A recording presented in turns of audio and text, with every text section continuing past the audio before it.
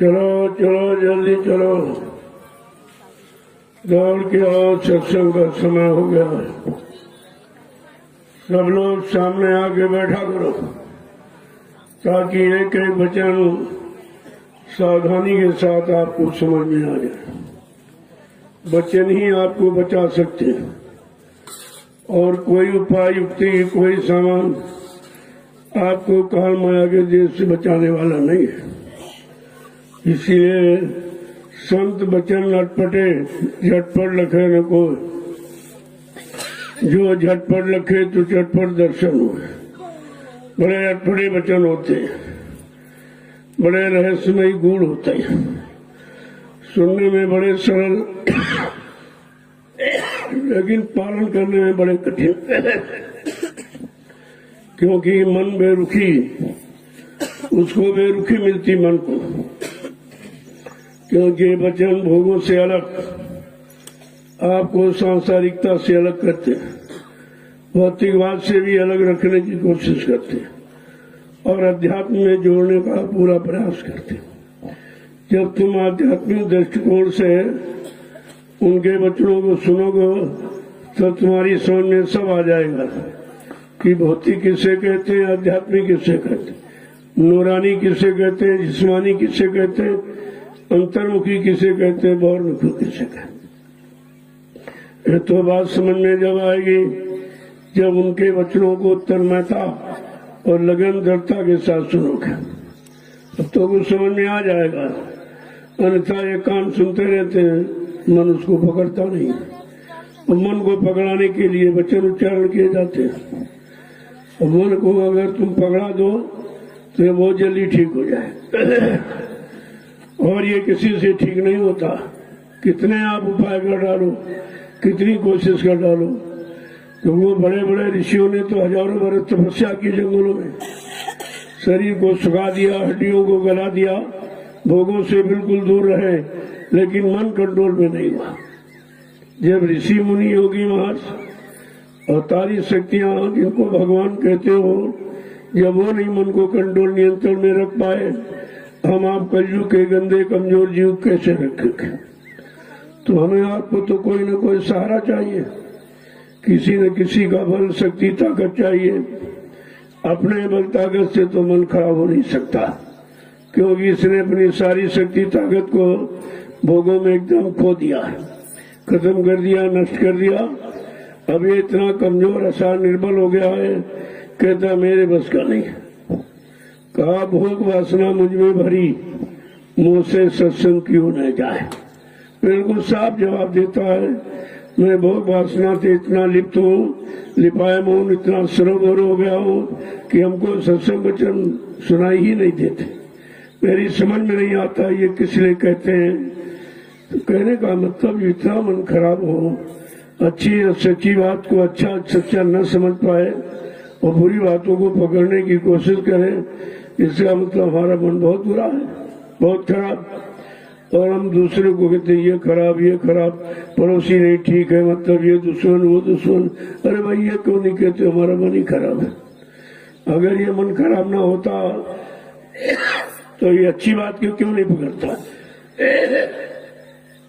ये बुरे वचनों को जल्दी पकड़ता, बुराई को जल्दी पकड़ता, बुरे कर्मों की तरफ बहुत जल्दी जाता, और बुरे वचन याद रहते, अच्छे वचन याद नहीं रहते। कितना खराब है, इसकी पकड़ बुराई और बुरे वचनों की ही है। तो इसलिए अब अच्छी संगत में अच्छे वचनों को पकड़ाने में लाने में थोड़ा समय लगे, लेकिन करत करत अभ्यास के जड़ मत हो सुझाव। अगर तुमने मन को मोड़ने का अभ्यास जारी कर दिया, लगातार करते रहे, तो धीरे धीरे रे मना धीरे सब कुछ होए। माली सींचे 100 घड़ा, लेकिन ऋतु आए फलो। यह सब इसीलिए कहा महापुरुषों ने कि जब धीरे धीरे किसी काम को करने लगोगे, निरंतर लगे रहोगे, एक न एक दिन ये शैतान मन अवश्य मुड़ के आपके काम में सहयोग करने लगेगा। जय गुरुदेव,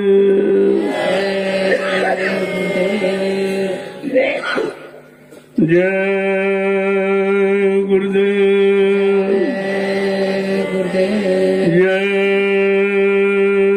गुरुदेव, जय गुरुदेव। नाम किसका? प्रभु का। जय गुरुदेव। नाम किसका? प्रभु का। प्रभु का प्यारा नाम। जय गुरुदेव। समृद्ध दाता दयालु पूज्य स्वामी जी महाराज, आज के इस प्रातःकालीन नैमिषारण्य की तपोभूमि पर लघु सत्संग में सम्मिलित होने वाले समस्त गुरासिक प्रेमीजनों, जीवों का बड़ा सौभाग्य होता है, बड़ी शुभ घड़ी होती है, मांगलिक सुअवसर होता है जब संत महापुरुषों का मिलन हो और उनसे अपने बचने बचाने वाले वचन सावधानियां सुनने को मिल जाए। तो निश्चित हम लोग भाग्यशाली हैं। कैसे खराब कलयुग में, जहाँ लोग ना अच्छा खान पान है, ना अच्छी संग सोबत है, ना अच्छे कर्म करने वाले लोग, फिर भी हमको अगर अच्छा समय मिल गया, यही गुरु की दया कृपा मेहरबानी। उन्होंने अपनी दया से ही हम सब जीवों को मोड़ा है। जीव की बख्शी बात नहीं कि मुड़ जाए, ये उनकी दया से हुआ है। जब दया माने याद और याद माने दया, जब उनके वचनों को याद रखोगे तो दया को के आप भागीदार बने रहोगे। वचनों को बुला देंगे तो दया हट जाएगी, दया हटी तो दुर्घटना घटी। जैसे दया हटी फौरन मन ये बुराइयों में, बुरे कर्मों में तुरंत भाग जाता। कितनी भी आप कोशिश करो लेकिन वापस नहीं आता। तो कहा ये सब संत महापुरुषों के वचनों के द्वारा ही होगा। कितने उपाय आपने शरीर इंद्रियों के किए, पूजा किया, पाठ किया, तीर्थ किया, व्रत किया, हवन जब तब यह गंगा स्नान किया, लेकिन मन पाक साफ नहीं हुआ, मन ये कंट्रोल नियंत्रण नहीं हुआ, मन की गंदगी नहीं दूरी इस पानी साबुन से। तो कहते नहीं भाई ये बाहर का, ये शरीर चमड़ा, ये चमड़े का शरीर है, इसको धोने के लिए तो ये काम कर देगा। तो आपको अपने शरीर को धोआ और शरीर पर जो कपड़ा पहना वो गंदा हो गया, उसको आपने धो दिया। लेकिन गंदगी तो अंदर में जमा कर्मों की, वहां तुम्हारा साबुन, वहां तुम्हारा पानी, केमिकल कुछ नहीं जा सकता। और बिना गंदगी को हटाए कोई जीव इधर से उधर जा नहीं सकता। इतनी सख्त पहरेदारी में है, चारों तरफ चौकसी पहरा है काल का। काम, क्रोध, लोभ, मोह, अहंकार का पूरा पहरा लगा दिया उसने, और हम आप इन पहरेदारों से जीत नहीं सकते। न काम से जीत सकते, न क्रोध से, न लोभ, न मोह, न अहंकार। जब किसी से जीत नहीं सकते तो आप निकलोगे कैसे? हमको अपनी जीत करनी है तो संत महापुरुषों के वचनों को सुनना है, वचनों को मानना है, उनके द्वारा दी हुई नाम की युक्ति। ये नाम बाण है, इस बाण से ये मन मूर्छित होता है। जाके लगी सत्य की चोट, जो भय सदगुरु की ओर। जिन्होंने सदगुरु का सहारा लिया और नाम बाण को आगे रखा, उनका ये शैतान मन कुछ नहीं कर सकता, ये फिर कुछ कर नहीं करेगा। इसीलिए अगर नाम युक्ति को आप पकड़ लेते हैं और निरंतर अभ्यास करते रहते हैं तो धीरे धीरे मन, बुद्धि, चित्त ये सब पाक साफ निर्मल पवित्र हो जाते और हमारे आध्यात्मिक कार्य की शुरुआत हो जाती। लेकिन ये समझ में नहीं आया। और ये समझाना किसको है? पड़ोसी को नहीं, अपने शैतान मन को समझाओ। ये मानेगा तब काम होगा। तुम इसको समझाते हो, उसको समझाते हो, कोई समझ भी गया तो तुम्हारा कौन काम कर देगा, और नहीं समझा तो तुम्हारा क्या नुकसान कर देगा। हमारी हानि और लाभ अपने समझने से होगी। जब तक अपने मन को नहीं समझाओगे तब तक कुछ नहीं होगा। मन समझाने के 3 साधन बताए कलयुग में। सत्संग करो, सेवा करो और भजन करो, चौथा कोई रास्ता नहीं। अब 3 रास्ते हैं और तो कहीं होते हैं, लेकिन आश्रम पर तो तीनों रास्ते, तीनों काम आपके हो रहे। आपने भजन किया, सत्संग मिला, अभी सेवा मिल जाएगी। मतलब ये तीनों काम केवल नैमिषारण्य की तपोभूमि पर, और कहीं नहीं। कहीं आप चले जाओ, कितना बड़ा कोई समाज जोड़ दे, लोगों को इकट्ठा कर ले, कोई वहां बैठने का साधन, खाने पीने का साधन बना दिए तो हो सकता, लेकिन ये 3 काम जिससे काम होना है वो नहीं हो रहा। ये तो काम तुम घर में भी बने कर रहे हो। अच्छा मकान सजा लिया, अच्छा भोजन बना के खा लिया, अच्छे कपड़े पहन लिए, ये तो आप घर में भी करते हो। लेकिन आश्रम इन 3 कामों में होना चाहिए। सत्संग हो, सेवा हो और भजन, तब तो ये काम संभव है। और ये कहीं नहीं हो रहा। कहीं तुम चले जाओ, हिंदुत्व में, मठ में, मंदिर में, गिरजाघर, गुरुद्वारों में, धर्मस्थलों में, पूजा स्थलों में, तीर्थों में, मूर्त में, पानी में, कागज में, कहीं आप चले जाओ, ये 3 काम कहीं नहीं हो रहे। यही कारण है कि जीव बेचारा फंसा पड़ा। जो फंसने की युक्ति है, जो संत महापुरुषों ने दी, उसको आप लेते नहीं हो और शरीर इंद्रियों वाली युक्ति करते रहते हो। तो शरीर इंद्रियों वाली युक्ति करने से जीवात्मा थोड़ी जाग जाएगी। हाँ, जीवात्मा शरीर में है, लेकिन वो नाके पर बैठी हुई।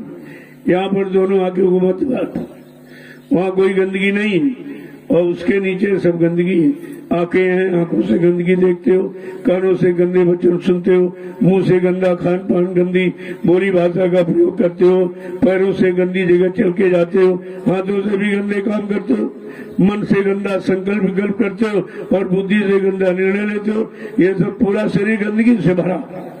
केवल ये स्थान पाक साफ जहाँ जीवात्मा बैठे। अब वो बेचारी इंतजार कर रही अपने प्रिय मित्र मन का, क्योंकि वो जब सतलोक सचखंड से उतारी गई थी और जब नीचे बीच के लोक में आई, जहाँ मन का स्थान त्रिकुटी धाम, वहां पर मन को साथी बना लिया। कहा चलो हम तुम दोनों नीचे के लोगों को देख करके वापिस आ जाएंगे, चलो मैं तुमको बिना साथ ले वापिस नहीं आऊं। बस ये वचनबद्धता इनकी है। और बेचारी इसी का वो इंतजार कर रही कि मैंने वादा किया है और मन उधर भोगों में बता है, वो इधर आ ही नहीं रहा और ये भोगों में जा नहीं सकती, ये गंदगी में नहीं जा सकती और गंदगी में है। अब देखो कितना अंतर हो गया, एक पाक साफ निर्मल पवित्र और एक गंदा। ये है संग दोष। अब इस गंदे मन का संग दोष जीवात्मा को लग गया, जिसके कारण वो अभी तक नहीं पहुंच पाई। इंतजार कर रही है मन कब आएगा, कब लौटेगा, कब वापिस आएगा, लेकिन वो तो सब भूल गया। किधर से आया, किसके साथ आया, कौन मुझको साथ में ले आया, मेरे लिए किसी ने कोई वादा संकल्प प्रतिज्ञा की, यह सब हो चुका। अब इतनी बड़ी भूल भुलैया में इस मन को कैसे समझाया जाए? क्यों ऋषि मुनि नहीं समझा पाए, योगी योगेश्वर नहीं समझा पाए, ब्रह्मचारी नहीं समझा पाए और कारी शक्तियां ज्ञानी विज्ञानी वो नहीं समझा पाए, तो हम सब कलयुग के गंदे कमजोर जीव कैसे समझाएंगे? संग कर लोगे अंदर बाहर दोनों तरफ से, उसी तुम सत्रों की तैयारी करोगे। लेकिन जब तक आप इस तरह के सच्चे अच्छे काम में नहीं लगोगे, मन को नहीं लगाओगे, बुराइयों में भोगों में फंसाए रहोगे, तो इस गंदगी से मन थोड़ी जाएगा। यही बात हमें आपको समझनी है। इसलिए कहा करिए नित्य सत्संग, बाधा सकल मिटाए, फिर ऐसा अवसर ना मिले दुर्लभ नर्तन पाए। हर रोज प्रतिरोध सत्संग करो। 100 किलोमीटर तक कहीं अगर खबर मिल जाए कि सत्संग हो रहा, लेकिन सत्संग हो बत्संग न हो, वहां निंदा आलोचना बुराई न होती। सत्संग की खबर मिल जाए तो सब छोड़ करके वहां पहुंच जाना चाहिए। पता नहीं कौन सा वचन तुम्हारे काम आ जाए, तुम्हारे मन को लग जाए और मन बदल जाए और घूम के चलने लगे। इसलिए सत्संग की बड़ी महिमा, बहुत बड़ी महिमा है। लेकिन वही बात है कि सत्संग जल जो कोई पावे, मैलाई सब कट कर जाए। जिस किसी को सत्संग रूपी सत्ता का जल मिल जाए, अब उसमें पढ़ाई लिखाई की बात नहीं कही, उसमें जात पात की बात नहीं की, छोटे बड़े गरीब अमीर की बात नहीं की। कहा जिस किसी पर दया हो जाए, जो दया का पात्र बन जाए और अपने में पात्रता बना ले, वही इसका लाभ पाने का अधिकारी बन जाएगा। संत महापुरुषों ने कोई भेदभाव नहीं रखा। कोई छोटे का, बड़े का, गरीब का, अमीर का, पढ़े लिखे अनपढ़ का, हिंदू का, मुसलमान का, स्त्री और पुरुष का कोई भेद नहीं रखा। पहले के युग में था ऐसा कि स्त्रियों को अधिकार नहीं था। पहले युग में स्त्रियों को केवल इतना अधिकार था, स्त्री धर्म और नहीं दूजा, पति और सास ससुर पद पूजा, बस इतना नाम था। उस समय पति शाकाहारी, सदाचारी, ब्रह्मचारी संयमित होते थे और जो समय के नाम थे, जो साधनाएं सारी रीति करते थे, तो उसका आधा स्त्री को मिल जाता। वो सेवा करती थी, वो सेवा करता था, पूजा करता था, अच्छे काम करता था, तो उससे शरीर इंद्रियों से तो साझा पाती थी, लेकिन आत्मिक कार्य में कोई साझा नहीं। जो करेगा सो भरेगा, उसी को मिलेगा। अब यह है कोई कर रहा हो, अगर तुम सहयोग दे दो तो कुछ % आपको भी लाभ मिल जाएगा। धीरे धीरे आप भी बदल जाएंगे, आप भी लग जाएंगे। इसलिए कलयुग में दोनों को अधिकार है, स्त्रियों को भी अधिकार और पुरुषों को अधिकार। जिनके शरीर के अंदर जीवात्मा है वो परमात्मा से मिलने के सब अधिकारी है, चाहे स्त्री तो हो चाहे पुरुष। तन तो शरीर तो एक कवर है, ये तो जीवात्मा का कवर है, खोल, इससे कोई मतलब है नहीं। और यहाँ लोग खोल में ही फंसे रहे। इसी खोल को सजाने में, खिलाने में, पिलाने में पूरा समय खराब कर दिया, मिला कुछ नहीं। तो इसी तो कहा है, जात न पूछो साधु की, पूछ लीजिए ज्ञान, मोल करो तलवार का, पड़ी रहे दो म्यान। साधु महात्मा की कोई जाति नहीं, भक्त भगवान की कोई जाति नहीं, गुरु शिष्य की, साधक की कोई जाति नहीं। जात पात तो हमने समाज परिवारों ने बना डाली। अब हम ही समाज परिवार में परेशान, क्यों व्यवस्था तुमने बनाई है, तुम अपनी बनाई व्यवस्था से परेशान हो, आपस में लड़ाई झगड़े करते हो, छोटा बड़ा कहकर, पढ़ा लिखा अनपढ़ कहकर, धनी मानी गरीब अमीर कहकर, हिंदू मुसलमान कहकर के आप झगड़ा कर रहे हो। अगर परमात्मा की व्यवस्था को मान लेते कि परमात्मा खुदा नहीं, कोई जाति नहीं, कोई मजहब नहीं, कोई धर्म नहीं, कोई मतभेद नहीं बनाया, उसने केवल एक इंसानी शक्ल बना दी। उस इंसानी शक्ल को तुम अपनी मानसिकता से, चाहे हिंदू कह लो, चाहे मुसलमान कह लो, सिख, ईसाई, ब्राह्मण, क्षत्रिय, वैश्य, हरिजन, छोटा बड़ा, गरीब अमीर, पढ़ा लिखा अनपढ़, स्त्री पुरुष, कुछ भी तुम कह लो, वो तुम्हारी मानसिकता है। लेकिन उन्होंने एक बनाया और अंदर का खेल सब एक है और बाहर में दो है। शरीर में 2 आंखें, 2 कान, 2 नाक, 2 पैर, 2 हाथ, लेकिन जीवात्मा में 1 आंख और 1 कान, 1 नाक। वहाँ कोई जब 2 नहीं तो झगड़ा नहीं, भाई अकेला क्या झगड़ा करेगा। जब दूसरा कोई होगा प्रतिद्वंदी तभी तो झगड़ा करेगा। तो काल ने लड़ाने झगड़ाने के लिए देव दुविधापूर्ण व्यवस्था बनाई। 2 कान बना दिए कि अच्छा सुनो बुरा भी सुनो, 2 मतलब आंख बनाए, अच्छा देखो बुरा देखो, अच्छा सुगंधी बुरी सुगंधी, अच्छी जगह जाओ और बुरी जगह जाओ। 2 पैर बना दिए, 2 हाथ की, अच्छा यानी मतलब सब परिश्रम करो और बुरा भी बुरे भी कर्म करो। जब अच्छे बुरे कर्म हम आप करने लगे, इन्हीं कर्मों की गंदगी में तो हम आप फंसे हैं। आपको किसी ने नहीं फंसा, उसने केवल कर्मों का जाल बना दिया। इसी जाल को आप पाप पुण्य शुभ अशुभ कहते हो। फिर आपने अनुभव के लिए जरा करके देखे ये बनाया क्यों गया। तब कभी आपने अच्छा किया, कभी बुरा किया, कभी पाप किया, कभी पुण्य किया, कभी शुभ किया, कभी अशुभ किया। इसी पाप पुण्य की बेड़ी में हम करके खुद बंधे, हमें आपको किसी ने बांधा नहीं। यहाँ जितने आए सब बंधे रहे, सब रात पाठ धन दौलत मान सम्मान अधिकार इसी में तो सब रहे। लेकिन जब कलयुग में संत पधारे, उन्होंने हम सब जीवों को बंधन मुक्त करने की प्रतिज्ञा की, वादा किया कि मैं तुमको काल के बंधनों से मुक्त कराऊंगा, जन्म मरण से छुटकारा दिलाऊंगा, कर्मों के जाल से छुटकारा दिलाकर तुमको घर पहुंचाऊंगा। इतना बड़ा वादा सृष्टि में कोई ऋषि मुनियों ने, योगियों ने, महर्षियों ने, अवतारी शक्तियों ने किसी ने नहीं किया।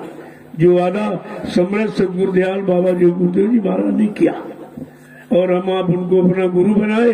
लेकिन ये भी नहीं समझ पाए कि गुरु किस काम के लिए आता है, कौन सा काम करके जाता है।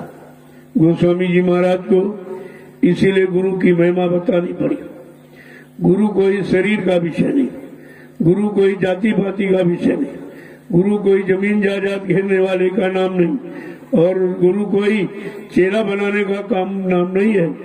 गुरु को अपने काम करने के लिए है।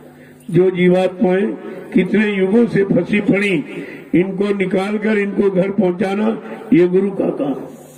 गु माने अंधकार, रू माने प्रकाश। देखो शाब्दिक अर्थ है, गु माने अंधकार, रू माने प्रकाश। जो अंधकार से प्रकाश की तरफ लाके खड़ा कर दे, और बुराई से अच्छाई में, और अधर्म से धर्म की तरफ, दानवता से मानवता की तरफ, और पाप से पुण्य की तरफ हम सबको लाके खड़ा कर दे। ऐसी चेतन शक्ति को मृत्युलोक मंडल में गुरु कहते हैं। ये गुरु की परिभाषा, गुरु की पहचान। गुरु कोई दाढ़ी बाल का नाम नहीं है, लाल पीले कपड़े पहनने वाले का नाम। ये सब तो पाखंड है। शरीर पर जितना जो कुछ आप करते हो, ये सब दिखावट है, बनावट है, सजावट है, और इससे कुछ होने वाला नहीं। और सब बेचारे इसी खोल में फंस गए। अंदर नहीं देगा कि भाई अंदर में कोई गुरु के गुण है कि नहीं है, गुरु बनने का अधिकारी है कि नहीं है, और गुरु किसे कहते हैं, गुरु का काम क्या। अगर ये सब जानकारी सत्संगों से आपने ले ली होती तो कोई दाढ़ी बाल बढ़ा के गुरु का कपड़ा पहनकर आपको धोखा नहीं दे सकता था, ये काम नहीं कर सकता। लेकिन जब आपके पास कोई जानकारी नहीं तो कोई फंसा सकता। अभी आज कह दिया कि हमको अधिकार हो गया, तुम फंस गए, कल दूसरा कह दिया अरे हमको उससे बड़ा अधिकार मिल गया, उसमें फंस जाओगे। ऐसे अगर झूठे वचन कहते रहेंगे और तुम झूठे वचनों में फंसते रहोगे तो यहाँ से कभी नहीं निकल पाओगे। इसलिए सच्चे वचन का नाम सत्संग, सत्य संत वचन ही सच्चे वचन है, और सच्चा साथी सत्संग है, बाकी कुछ नहीं है। अब उसे हम कैसे समझेंगे, कैसे जानेंगे? उसके लिए कहा कि भाई कि बिन सत्संग विवेक न होई, राम कृपा बिन सुलभ न सोई। कहा बिना सत्संग संत वचनों के बुद्धि में विवेक ज्ञान हो ही नहीं सकता। कितनी बड़ी चीज का।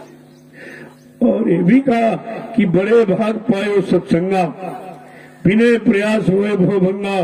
कहा बिना सत्संग के वो बड़े भागशाली जीव हैं जिनको कलयुग में मानव शरीर मिल गया, मानव शरीर के जानकार संत महापुरुष मिल गए, और जगाने की युक्ति सत्संग भी उनको मिल गया। देखो ये सब चीजें भागशीलता पर निर्भर कर रही। इतना सब होते हुए, सब कुछ मिलते हुए भी हम अपने आप को उन महापुरुषों से मिला नहीं पाए, उनको अपना बना नहीं पाए, और उनसे कोई अपना काम नहीं करवा पाए। तो फिर उनके आने का और तुमको उनसे मिलने का मतलब क्या निकला? जब कोई काम ही नहीं हुआ तो मतलब क्या निकला? तो तुम सोते रहते हो, सुनते नहीं। यहाँ आवाज लगती है, जब मालूम आपको 6 बजे है तो आपको पहले आना चाहिए, पहले इतना चाव भाव होना चाहिए। अरे तब कहीं कोई चीज मिलती है। बगैर प्यास भूख के सामान दे दिया जाए उसकी कोई कदर नहीं। तो अभी आपके अंदर बच्चों की प्यास नहीं। ये तो मैं जबरदस्ती घेराघारी करके आपको सुना रहा हूँ। किसी तरह जाग जाओ, चेत जाओ। जब निरंतर कोई अच्छी आवाज कान में पड़ती रहेगी तो धीरे धीरे धीरे वो आवाज अपनी जगह बनाएगी। जितनी गंदी आवाज आपने भरी, ये आवाज सब निकालती। जिंदे कर्म किए, ये कर्मों की गंदगी सब साफ करती। इतना बड़ा महत्व सत्संग का है। इसीलिए महापुरुषों ने कहा कि सठ सुधरे सत्संगत पाई। अगर अज्ञानता हटाना चाहते हो, अंदर में तिमिर अंधकार मिटाना चाहते हो, केवल सत्संग काम करेगा। और कोई दवा, कोई औषधि जड़ी काम नहीं कर सकती कि तुम्हारे अंदर बसी हुई गंदगी को निकालती या खत्म करती। अब हमें आपको ये सब समझौती अपने शैतान मन के लिए करना। निरंतर इस मन को समझाओ। महापुरुषों ने कहा, अरे भाई पढ़ो तुम इसी के पीछे और सभी जतन तजना। जितने यत्न शरीर इंद्रियों के बाहर में जो आपने किए, वो कहते उससे तुम्हारा अंदर का कोई काम नहीं होगा। इसलिए सब कुछ छोड़ छाड़ कर इस शैतान मन के पीछे बढ़ो। वही जब दुश्मन खत्म हो जाए तो फिर आजाद हो जाओगे आप। आपकी चिंता खत्म हो जाएगी। और दुश्मन है मन ही। पहले तो मन था अन्य युगों में, अब कलयुग में मन ही तो दुश्मन है।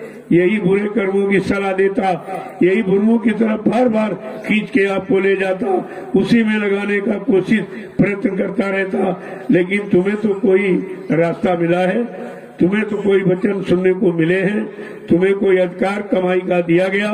लेकिन जब उस पर विचार ही नहीं करते हो, ऐसे तो जीवन निकल जाएगा। सुनते सुनते सुनते सुनाते तो इससे तो कोई काम होगा नहीं। किस लिए सुनाया जा रहा, हम किस लिए सुन रहे, सुनकर हमें क्या करना, जब तक ये आपकी समझ में नहीं आएगा तो सुनना सुनाना सब बेकार हो जाए। तो कितना समय निकल गया सुनाते सुनाते सुनाते, और आपका कितना समय निकल गया सुनते सुनते। न सुनाने वाले की बात तुम्हारी समझ में आई, और तुम्हारा सुनने का समय और उनका सुनाने का समय दोनों खराब हो गए। तो आपने कितना बड़ा नुकसान कर लिया। तो जब भी बैठो या कहीं भी रहो, कोई भी काम करो, मन की निगरानी करते रहो। ये बुरे कामों में जाने न पाए। बुरे कामों में जाते हो फौरन सेवा में लगा दो उसको। देखो, सेवा एक ऐसा आधार है, जब मान लो नींद आ रही फौरन सेवा में, कोई बुरे विचार है फौरन सेवा। ये सेवा सब तरह की गंदगी आपकी दूर कर देगी। 3 बार कहो सेवा तो क्या निकलता? सेवा, सेवा और सेवा। जिससे वो मालिक, वो अपना देश, अपना घर ये मिल जाए, वो सेवा श्री, वो है परमार्थी सेवा। वैसे सेवाएं आप घर गृहस्थी परिवार में रोज करते हो। बाल बच्चों के लिए, पालन पोषण के लिए, खेती करते हो, दुकान करते हो, दफ्तर करते हो, बिजनेस व्यापार मजदूरी है, सब आप करते हो। समाज की सेवा की, देश की सेवा की, लेकिन तुमने अपनी जीवात्मा की सेवा की, जिसके लिए मानव शरीर मिला था। वो तो सेवा छूट गई और उसके बारे में किसी ने बताया नहीं। इसीलिए कहा, तन की सेवा, मन की सेवा, धन की सेवा, चौथी है सूरत की सेवा, जीवात्मा की सेवा। इस सेवा के लिए हम ये सब सेवाएं करते हैं कि मन हमारा जीवात्मा के लिए जो नाम दान दिया गया उसमें लग जाए। जो हमने गलत कर्म किए, जिससे काम नहीं हो रहा, सेवा में लग जाए। वचन सुन ले तो काम तो सो उसी तरफ इशारा कर रहा है।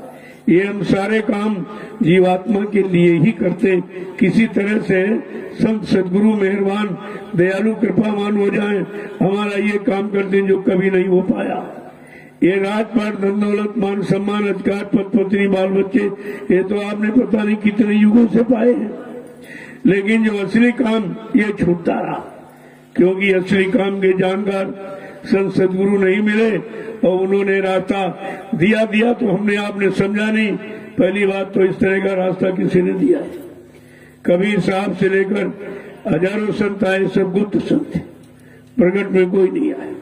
इसलिए गुप्त रूप से उन्होंने जीवों की संभाल की। जो उनके पास गया, सेवा श्रद्धा भाव देखा तो नामदान दे दिया, उनको कान में सुना दिया। लेकिन इस तरह से लाउड स्पीकर लगाकर सारी सृष्टि को तो यहाँ किसी ने नामदान दिया ही नहीं। ये समर्थ मालिक की पहली पहचान है। हम पहचान भी नहीं कर पाए। कि आज तक सिटी में ये काम किसी ने नहीं किया। नामदान तो लाउड स्पीकर लगा के किसी ने दिया। अब तो नकल तो बहुत करेंगे, लेकिन शुरुआत किसी ने नहीं की। शुरुआत केवल बाबा जी गुरुदेव जी महाराज ने, किसी ने नहीं। तो हमें आपको तो सोचना चाहिए, जो हमारे लिए इतने बड़े मेहरबान बन के आए कि हम सबको लाउड स्पीकर से करना नामदान दिया, क्योंकि तमाम बेचारे कान के बहरे हैं, वो कैसे सुनते, उनको सुनाई नहीं दे रहा। और ये पेड़ पौधे, इनमें भी जीवात्मा, इस वायुमंडल में पूरा जाल बिछा हुआ है, इतने शरीर सूक्ष्म से सूक्ष्म, उनमें भी जीवात्मा है। तो सारी जीवात्माओं के लिए जो आया, वो सब जीवात्माओं को अपना संदेश देगा। तो उन्होंने लाउड स्पीकर लगाकर जगह जगह सारी सृष्टि को नामदान दे दिया। एक कितना बड़ा काम उन्होंने तो दिया, लेकिन हमने आपने लिया कहाँ? हमने आपने केवल सुना था, लिया नहीं था। कोई चीज ली जाती तो संभाल के रखी जाती, और बार बार उसे देखा जाता, भाई हमारी चीज खराब तो नहीं हो, हमारी चीज खराब तो नहीं हो रही, तो बार बार निगरानी करते रहते। अगर नामदान लिया होता तो बार बार स्मरण करते हो कि हम भूल तो नहीं गए, नाम को तो नहीं भूल गए, रूप को तो नहीं भूल गए, स्थान को तो नहीं भूल गए, आवाज को तो नहीं भूल गए। हमने सुना, लिया नहीं। अगर ले लेते तो काम बन जाता। ये लेना ही सबसे बड़ी बात। और नामदान दिया, और भी प्रेम दान दिया नहीं। प्रेम दान तो उसे भी नहीं देगा। क्यों? निर्मल मन जन सो मोह पावे, मोह चर्चित कपट नहीं भावे। जब मन हमारा पाक साफ निर्मल पवित्र हो जाएगा, तब वो वस्तु आपके अंदर परोसी जाएगी। गंदे बर्तन में माँ भी भोजन नहीं परोसती। बच्चा कितना रो रहा हो, अगर बर्तन गंदा लिए है, रो रहा कि खाना दे दे माँ, खाना दे दे, कितना रोए, लेकिन रोने पर माँ तरस नहीं खाती। अगर तरस खा जाएगी और गंदगी में भोजन दे देगी तो बच्चा बीमार हो जाएगा गंदगी खाकर, क्योंकि माँ तो जानकार है। चलो बच्चा अनजान है, माँ तो जानकार है। इसलिए जीव, हम सब जीव वही अज्ञानी है, लेकिन मालिक तो ज्ञानवान है। वो ऐसे हमें आपको कैसे दे दे?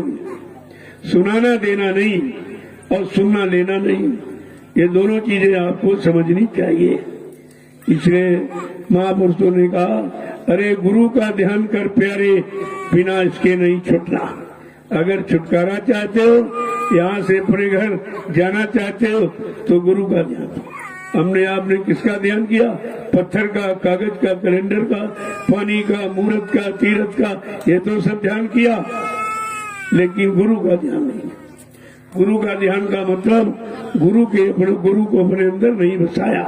गुरु मूर्त ये भी धारो, गुरु के चेतन स्वरूप को आत्मा के घाट पर जिस दिन बैठा लोगे, उसी दिन तो तुम्हारा काम शुरू हो जाएगा। क्योंकि गुरु का स्थान और शरीर में कहीं, जहाँ जीवात्मा बैठी है वही गुरु का स्थान। बस जब तक यहाँ पर कवि का ध्यान मूलम गुरु मूर्तिम, पूजा मूलम गुरु पदम, मंत्र मूलम गुरु वाक्यम, मोक्ष मूलम गुरु कृपा। का गुरु की कृपा पर मोक्ष निर्भर है। पूजा है तो गुरु की। अरे भाई पूजा किसी दे के कर रहे कि कह दिया जाए मुर्दे की पूजा करो, करोगे?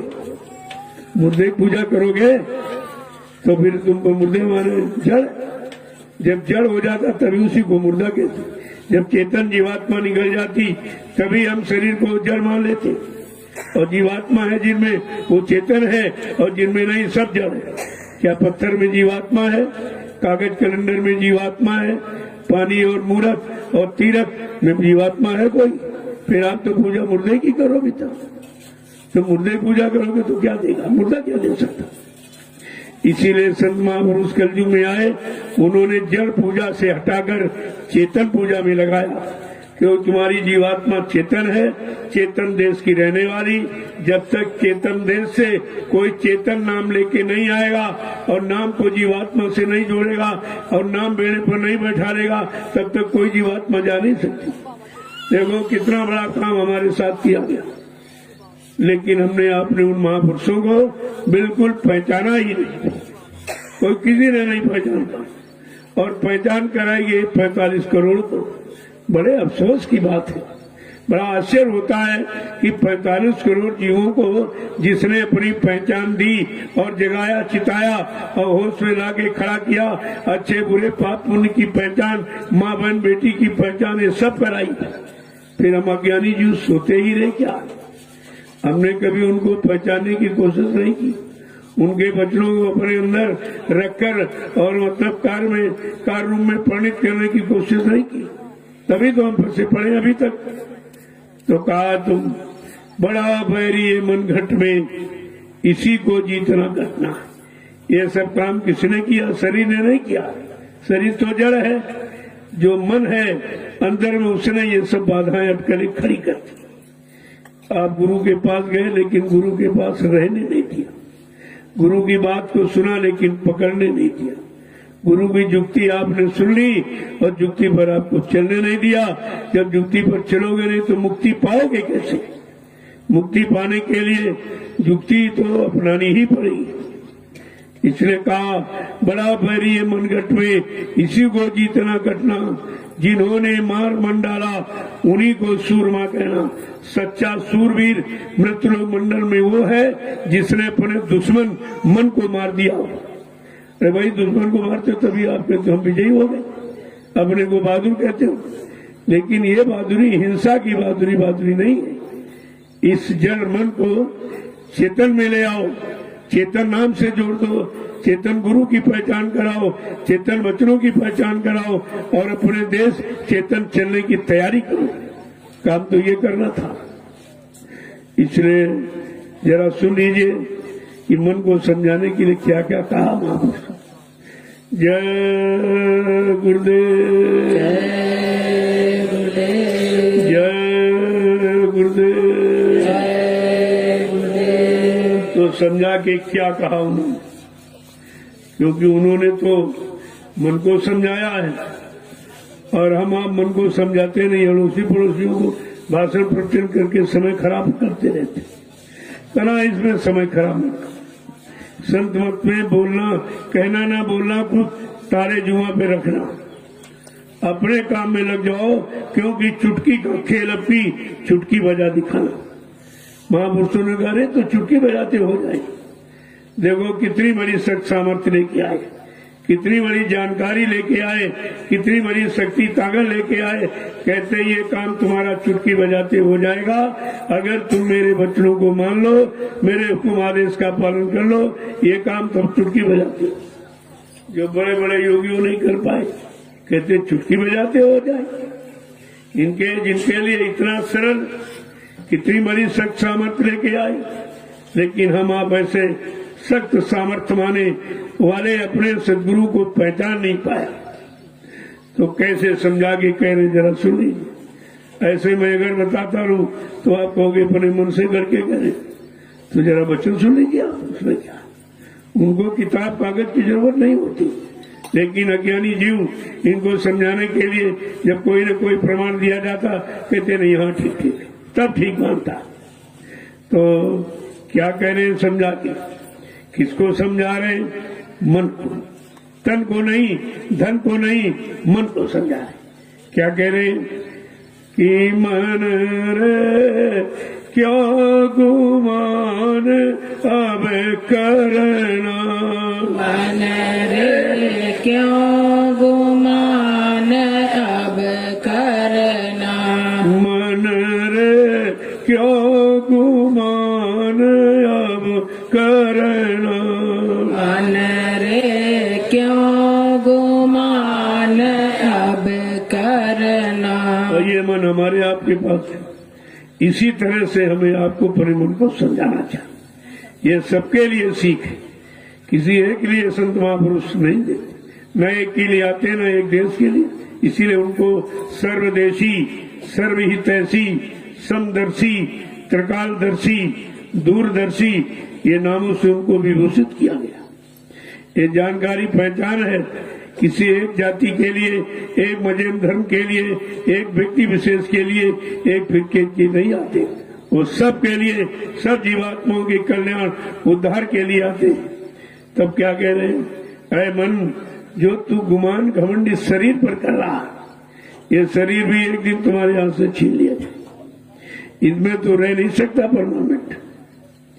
क्या कह रहे हैं कि तन तो तेरा खाक में मिलेगा, तन तो तेरा खाक में मिलेगा, तन तो तेरा खाक में मिलेगा, तन तो तेरा खाक में मिलेगा, चौरासी बीच फंसना, चौरासी बीच फंसना, मन रे क्यों गुमान अब करना, मन रे क्यों गुमान अब करना। कह रहे हैं मन जिस तन पर तू गुमान घमंड कर रहा, यह शरीर भी तेरा साथ नहीं देगा, ये भी एक दिन धोखा दे देगा, तुझको इस शरीर से निकलना पड़ेगा, फिर दूसरे शरीर में जाएगा, उनको उसकी भी समय अवधि पूरी हो उसमें से निकाल दिया जाएगा। जिन जिन शरीरों में तू जाएगा किसी शरीर में तुझे रहने दिया जाएगा नहीं, निकाल बाहर कर दिया जाएगा। अरे तू उस पर घमंड क्यों कर रहा? करे ये शरीर तेरा एक दिन खाक मिट्टी में मिल जाएगा और फिर तुमको 84 के चक्कर में जाना पड़ेगा। बार बार इसी तरह जन्म मरण खोते होते हमारा आपका कितना समय निकल गया और मिला कुछ, अभी तक कुछ नहीं मिला। जो शरीर के सामान भोगों को तो मिल गए, लेकिन शरीर जिसके लिए मिला वो नहीं मिला। असली बात तो ये है, शरीर तो परमात्मा की प्राप्ति के लिए मिला था, परमात्मा की प्राप्ति तो हुई नहीं और काल में के भोगों के सामान मिलते रहे, हम उन्हीं में फंसते रहे, करते रहे। आगे क्या करें कि दीन गरीबी चित्त में धरना, दीन गरीबी चित्त में धरना, दीन गरीबी चित्त में धरना, दीन गरीबी चित्त में धरना, काम क्रोध से बचना, काम क्रोध से बचना, मन रे क्यों गुमान अब करना, मन रे क्यों गुमान अब करना। इसलिए गरुड़ गुमान को छोड़ दीन गरीबी धारण कर। क्यों? दीन गरीबी धार तेरे भले की कहूँ, मान प्रतिष्ठा छोड़ तेरे भले की। ये गंदगी है जिसको हम सच्चा अच्छा समझकर उसी में लिपटे पड़े हैं, और ये है गंदगी। जब तक ये गंदगी नहीं हटेगी तब तक बंदगी नहीं होगी, जब तक बंदगी नहीं होगी ये जिंदगी सफल नहीं होगी। क्या कह रहे हैं? काम क्रोध से बचना और किसी से नहीं। काम क्रोध लोभ मोह अहंकार ये 5 शत्रु हैं, इनसे बचना, इनको जीतना और इन पर अपना अधिकार जमाना का ये तुम्हारे बस की बात तो नहीं है, लेकिन जिन्होंने बस में किया है, अगर उनके वचनों को सुनकर उन पर विश्वास करके और मान के तू चल पड़े तो एक न एक दिन वो तेरा ये काम करा देंगे। आगे क्या कह रहे हैं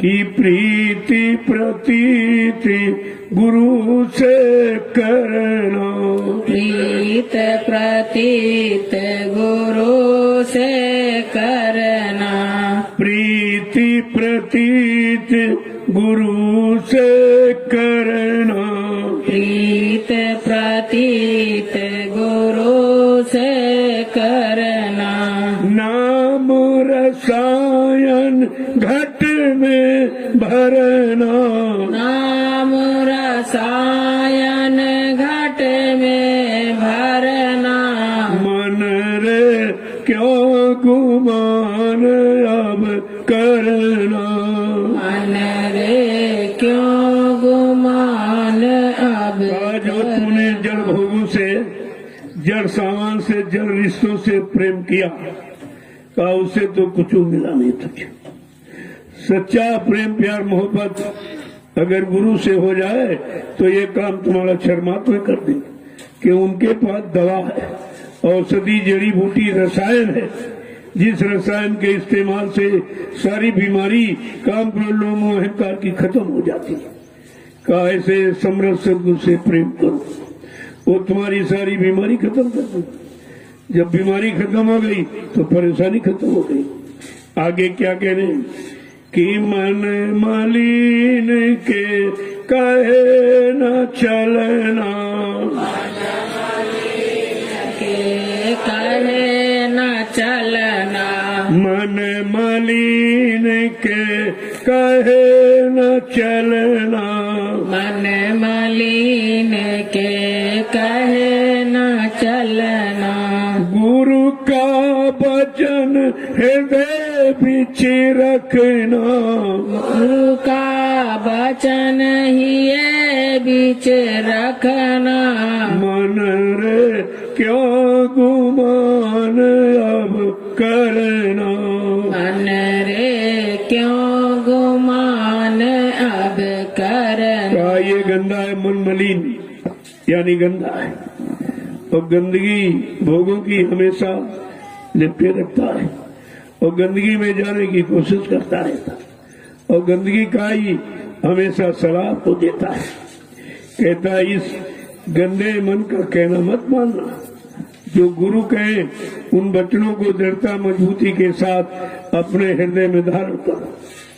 जब हृदय में गुरु का वास हो जाएगा, वचनों की जगह बन जाएगी, फिर ये कोई भी काम, क्रोध, लोभ, मोह, अहंकार ये तुम्हारे पर दबाव नहीं डाल सकते। तुमको ये जबरदस्ती तुम्हारे पर कब्जा नहीं कर सकते। शरीर में तो रहेंगे लेकिन इनका दबाव नहीं बनेगा।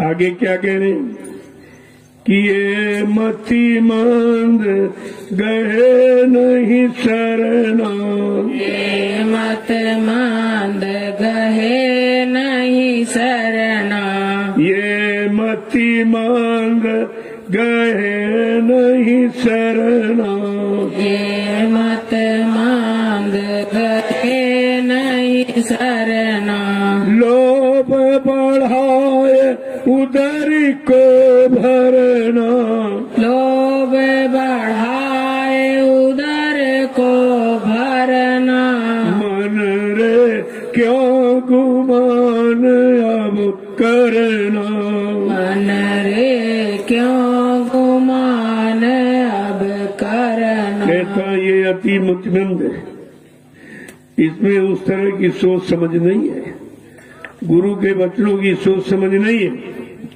भोगों की तरफ जाने के कारण इतना मलिन गंदा हो गया है और सिवाय उनकी पूर्ति के अलावा दूसरी सलाह को नहीं देता।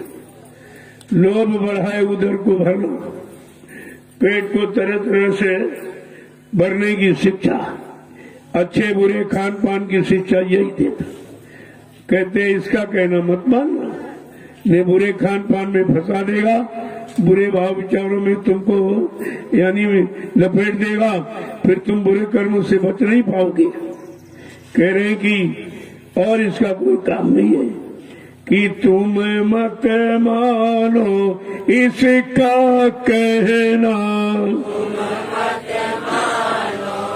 इसका कहना, और तुम मत मानो इसका कहना, तुम मत मानो इसका कहना, इससे संग जगत बिच फंसना, इसके संग जगत बीच फंसना, इसके संग जगत बिच फंसना, इसके संग जगत बीच फंसना, मन रे क्यों गुमान अब करना, मन रे क्यों गुमान अब करना। कह रहे इसलिए तुम शैतान मन का कहना मतलब जब से माना है अभी तक निकल नहीं पाए और अभी इसी का कहना मान लो। ये कहता वहां चलो चल पड़ते हो, ये कहता ये काम करो फट से करने लगते हो,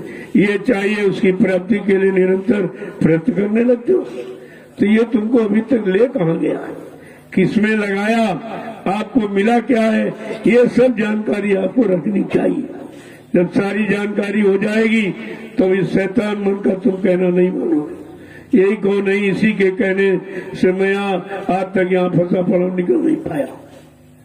आगे क्या कह रहे हैं, इसके बीच जगत में फंसना, इसका कहना मानकर संसार से कोई अपने आप को निकाल नहीं सकता।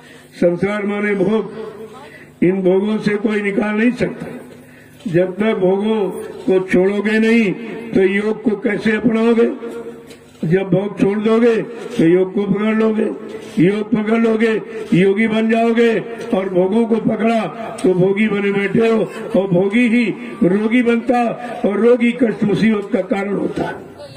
आगे क्या कह रहे हैं, इस मूर्ख को समझ के रखना, इस मूर्ख को समझ के रखना, इस मूर्ख को समझ के रखना, इस मूर्ख को समझ के रखना, गुरु के चरण को नहीं बिसरना, गुरु के चरण को नहीं बिसरना, मन रे क्यों गुमान अब करना, मन रे क्यों गुमान अब करना। कहता अब इस भोगी मन को बहुत सवाल के लगे, इसका कहना नहीं माना।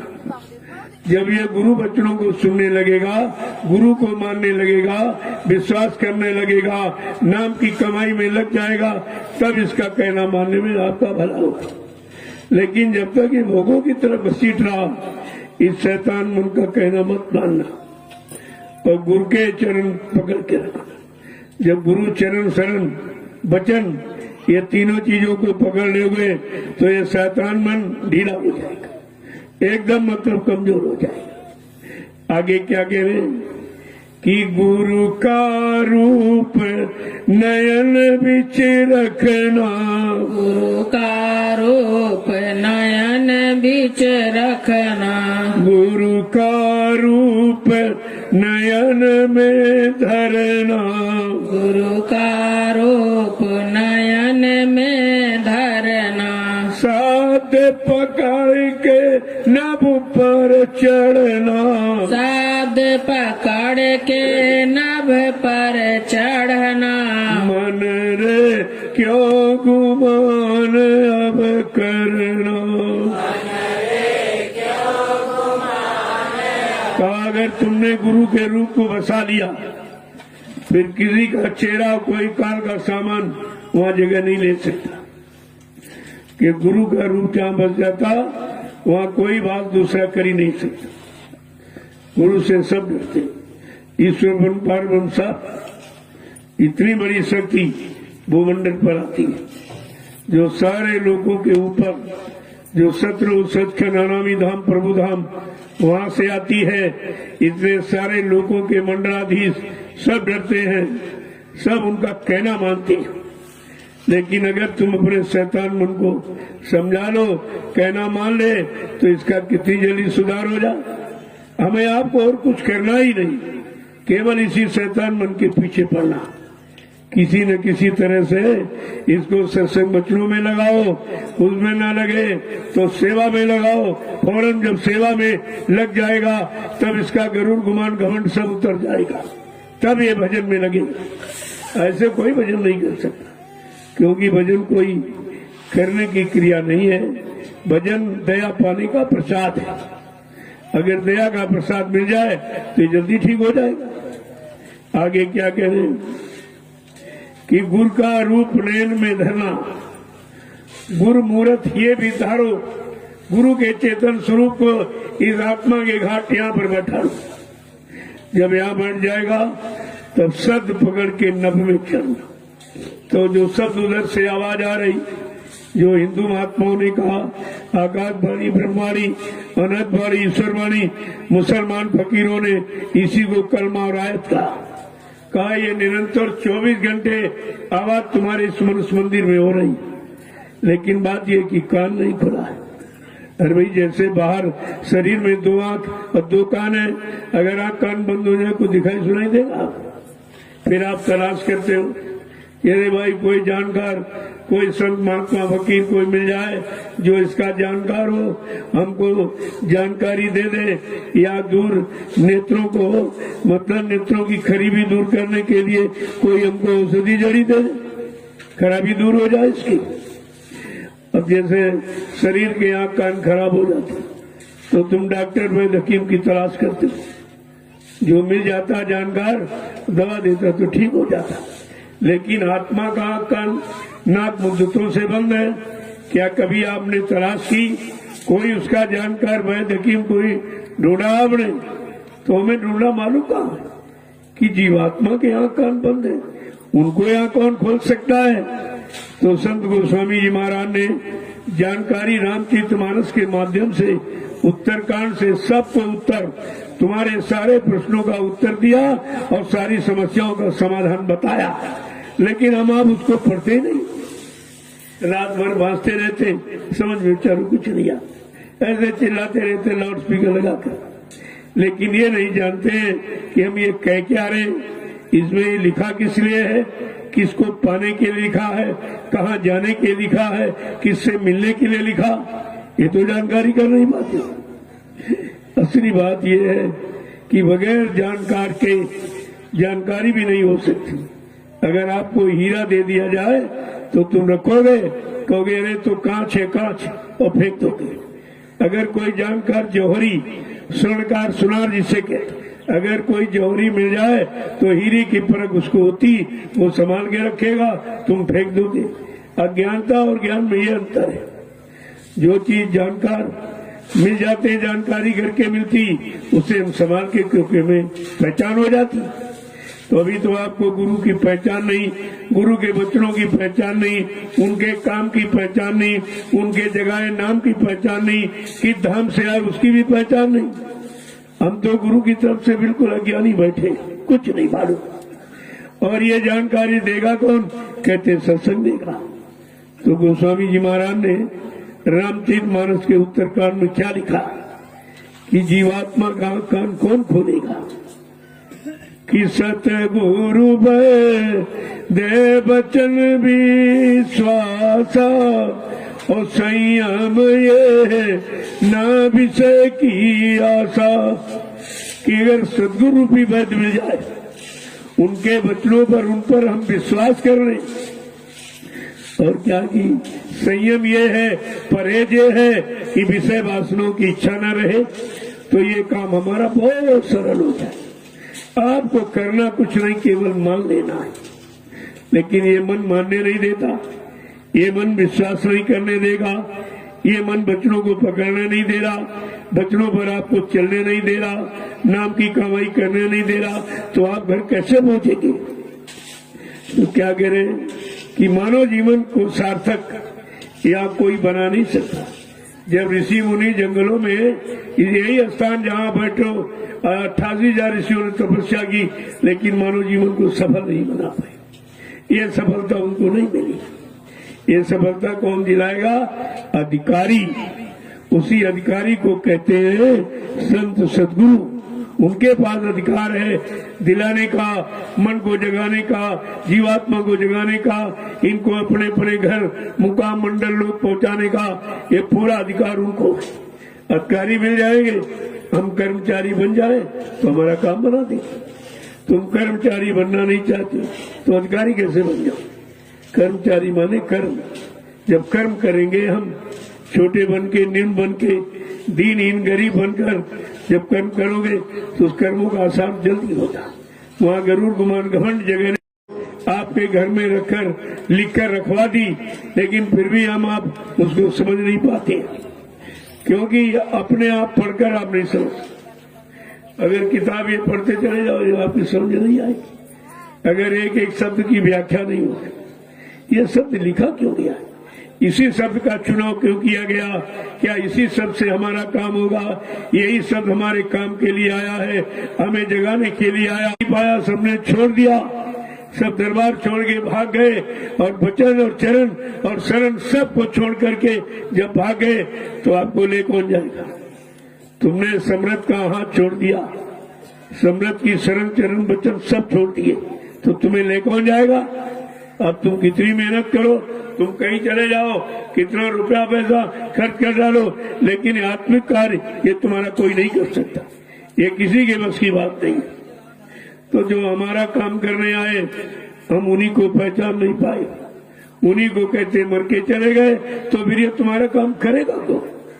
ये तो अब तो कोई नहीं कह रहा कि मैं करूंगा, मेरे पास युक्ति है या मैं नाम जहाज लेके आया हूँ, मैंने नाम जहाज भवसागर में जीवात्माओं को पार करने के लिए लगाया, घर पहुंचाने के लिए लगाया, ऐसा तो कोई नहीं कह रहा, फिर तुम्हारा ये काम कौन करेगा? अगर ये सब जानकारी हम बनाए रखते, उनके वचनों पर विश्वास, उन पर विश्वास करके हम चलते रहते, तो अब तक हमारे काम की शुरुआत हो जाती। लेकिन तो वही सारी शरीर इंद्रियों काम, चोरी चमारी और झूठ और छल और कपट, तो उसके सिवा कुछ करते नहीं। ये तो गंदगी बढ़ाने का, ये गंदगी निकालने का काम नहीं है, ये तो बढ़ाने का काम आप करते। और यहाँ कहते गंदगी हटाओ, गंदगी हटाओ, बुराई हटाओ, बुराई उठाओ, बुरे भाव हटाइए और बुरे खान पान से दूर हो जाइए, बुरी संगसोबत से दूर हो जाओ, बुरे कर्मों को छोड़ दो, तो तुम्हारा ये सब काम सरल हो जाएगा। यह सब शिक्षा आपको दी गई। आज से नहीं, 10 जुलाई 1952 से 2012, ये 60 वर्ष का समय आपको सिखाने, पढ़ाने, जगाने में लगाया गया, लेकिन किसी ने लग के काम नहीं किया, सब बेचारे छोड़ के भाग गए और इतनी दूर चले गए। हैं संत महापुरुष तुम्हें समझाते हैं, चिताते, जगाते हैं, हर बुरे अच्छे कर्म की जानकारी देते हैं और तुम्हारे पाप कर्मों के को माफ कराने के लिए परमार्थी सेवा भी करा रहे हैं। सब काम अभी तो हो सकता। अगर तुमने संत महापुरुषों को न पहचान पाया, उनकी बात को न मान पाए और उनके जो उन्होंने कर्म बताया उसमें तुम नहीं लग पाए, तो फिर ये तुम्हारा काम कोई नहीं करता, फिर यह काम कभी नहीं होगा। फिर 84 जाओ, फिर 4 खान 84 लाख नरकों की योनियों में हम चले जाएंगे। पता नहीं फिर मानव शरीर मिले मिले न हो, महापुरुषों का आमन हो न हो और युक्ति की दया करे न करे, ये कोई जरूरी नहीं है। लेकिन जो समय मिला उसका उपयोग करो, सदप्रयोग करो। प्रयोग तो सभी करते हो, लेकिन प्रयोग 2 तरह का, दुरुपयोग और सदप्रयोग। अब तुम दुरुपयोग कर रहे हो कि सदप्रयोग कर रहे हो? तुम करते हुए भी अपने आप को नहीं समझ पा रहे कि हम ये कर रहे हैं, तो शरीर का और समय का, श्वासों की पूंजी का और शरीर की शक्ति का ये दुरुपयोग हो रहा है कि सदप्रयोग हो रहा है। हम खर्च करके भी नहीं समझ पा रहे, रोज बर्बाद खर्च करते श्वासों की पूंजी, लेकिन समझ नहीं पा रहे कि ये खराब हो रही है कि अच्छी हो। का नाम सुमिरना, जय गुरुदेव का नाम सुमिरना, जय गुरुदेव का नाम सुमिरना, जय गुरुदेव का नाम सुमिरना। गुरु इसीलिए तो बताया जा रहा कि जय गुरुदेव का नाम सुमिरना, और गुरु जो कहे वही अब करना। अब हमें आपको कुछ नहीं करना, कोई मन के इशारे पर बहुत किया, मिला कुछ नहीं। अब जरा गुरु के वचनों को करके थे, तभी तो जब कलयुग में आए तो सीधा रास्ता बताया कि मन के कहे चलो मत कोई, और सतगुरु कहे करो तुम सोई। अब तुम वो काम करो जो समर्थ सतगुरु दाता तुम्हारी जीवात्मा के कल्याण उद्धार के लिए आए, वो काम करो। अब ये मन का कहना छोड़ दो, लेकिन अभी सब मन के कहने मत दौड़े। ये निंदा, आलोचना, बुराई, ये मन का ही तो कहना मान रहे आप, ये मनी का कहना आप मान रहे। कहा जो सत्संगी की बुराई करे वो सत्संगी नहीं। अरे भाई सत्संगी भाई, जो भाई भाई की बुराई करे वो सत्संगी कैसा?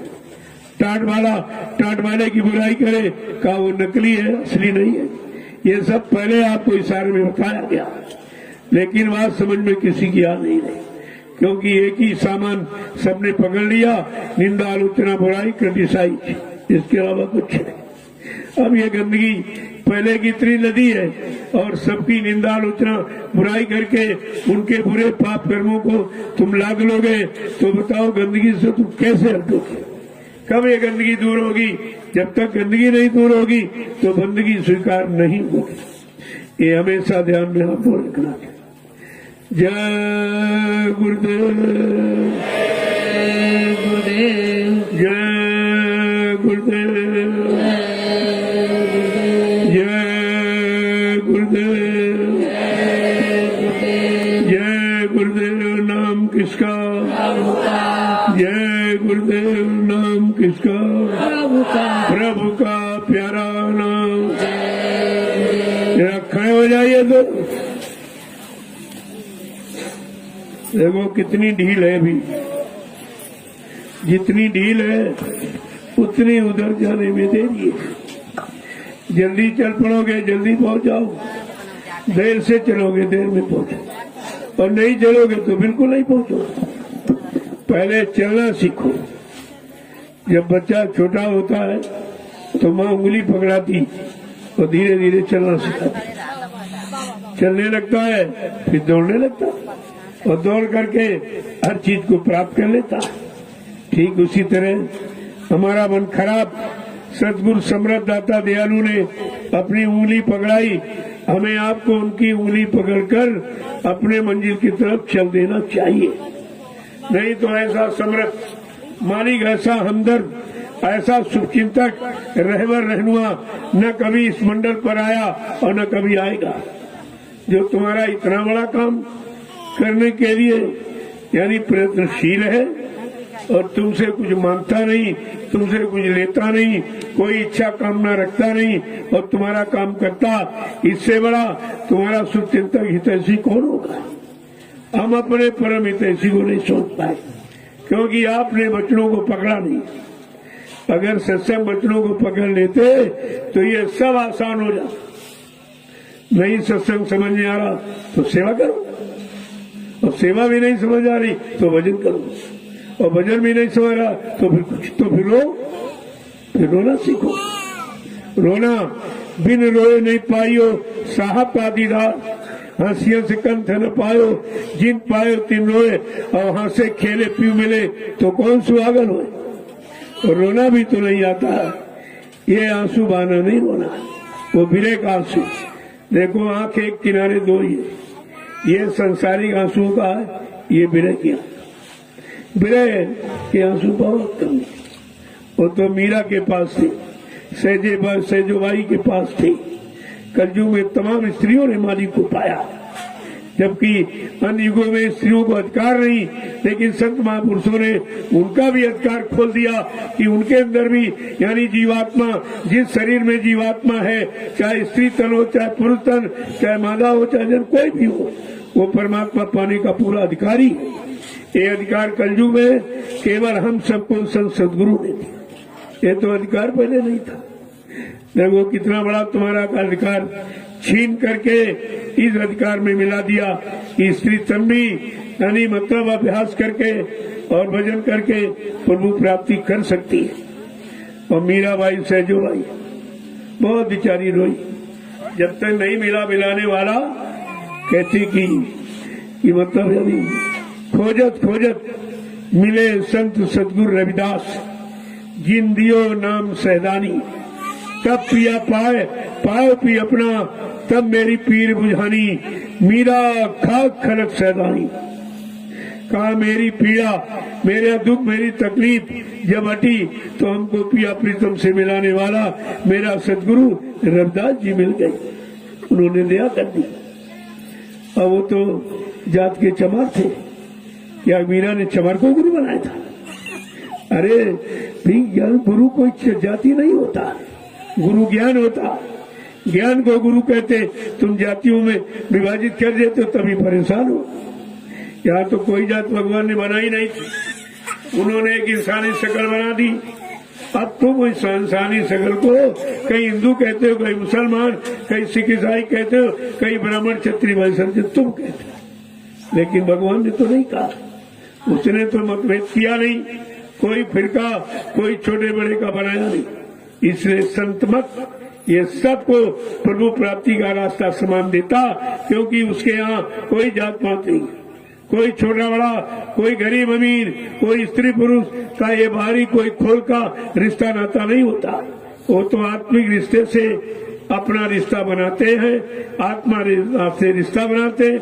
आत्मा को जगाने के लिए वो सबके होते हैं। अगर हम सब उनके बन जाए, अपनी जीवात्मा को जगा ले, हमारा सबका काम हो जाएगा। हमें तो अपने काम से मतलब, उनका क्या नाम है, क्या जाति है, कहाँ के रहने वाले, क्या, इससे कोई मतलब, उससे तो कोई काम होगा नहीं।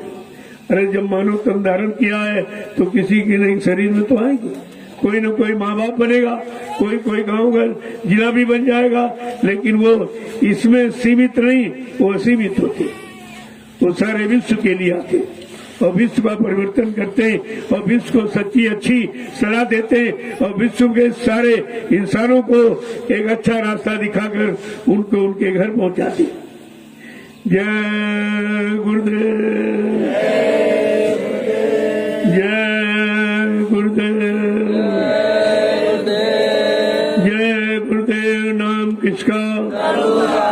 जय गुरुदेव। नाम किसका? प्रभु का, प्रभु का प्यारा नाम। जय गुरुदेव, जोर से बोलो, सब मिल बोलो, जय गुरुदेव, बोलना होगा, जय गुरुदेव, अभी से बोलो।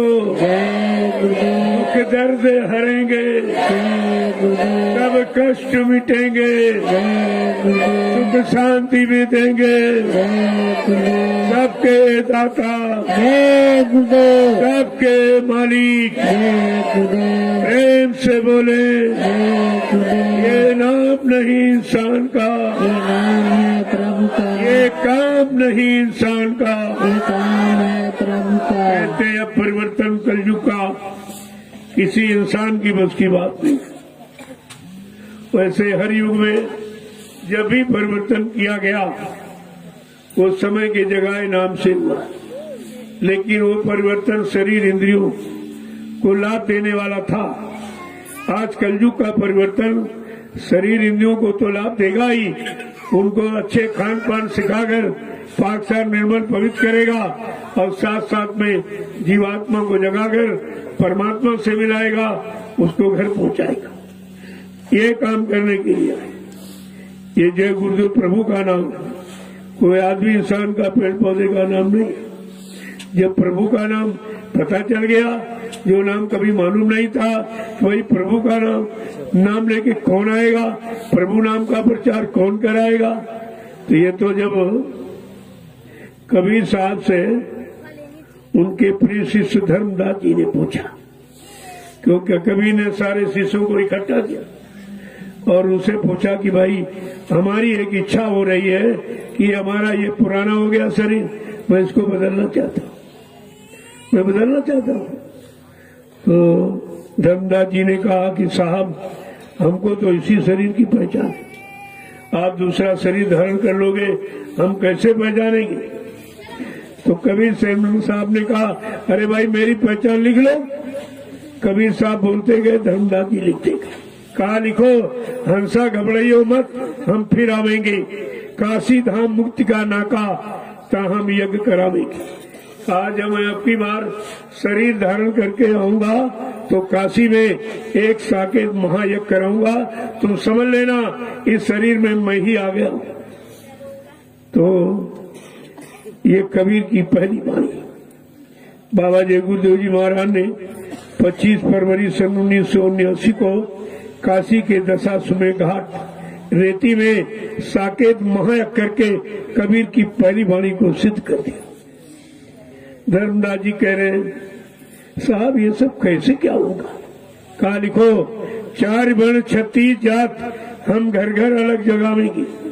जब मैं अब की बार आऊंगा तो चारों धर्मों में, चारों मजहबों में और चारों आश्रमों में, वर्णों में ये सब के पास मेरा संदेश जाएगा।